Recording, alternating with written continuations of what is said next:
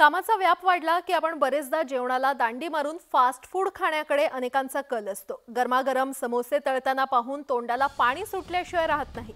मात्र याच समोशांमध्ये नको त्या गोष्टी आढळल्या तर काय होईल याचा कधी विचार केलाय का? कारण पिंपरी चिंचवडमध्ये असाच काहीसा किळसवाणा प्रकार समोर आलाय। औंधमधील एका नामांकित कंपनीतल्या कॅन्टीनमधील समोशामध्ये चक्क कॉन्डोम आढळल्याने खळबळ उडाली। त्याचं घडलं असं की रोजच्या प्रमाणे कॅन्टीनमध्ये काही जण समोसा खात होते। यावेळी समोशामध्ये कॉन्डोम आढळलं। या प्रकरणी चौकशी केली। त्यानंतर इतर समोशांची देखील तपासणी करण्यात आली आणि त्यामध्ये किळसवाण्या वस्तू आढळल्या।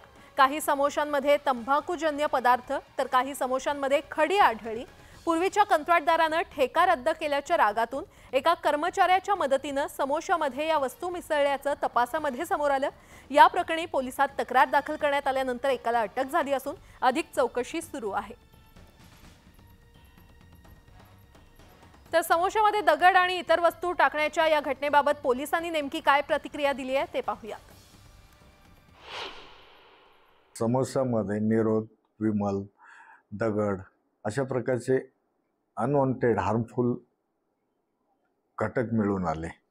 त्याबाबत कॅटलिस्ट सर्व्हिसेस सोल्युशनने त्यांचे सब कॉन्ट्रॅक्ट सप्लायर मनोहर एंटरप्राइजेसच्या मदतीने चौकशी केली असता मनोहर एंटरप्राइजेसकडे कामाला असणारा फिरोज शेख यांनी हे कृत्य केल्याचं त्यांच्या चौकशीत निष्पन्न झालं।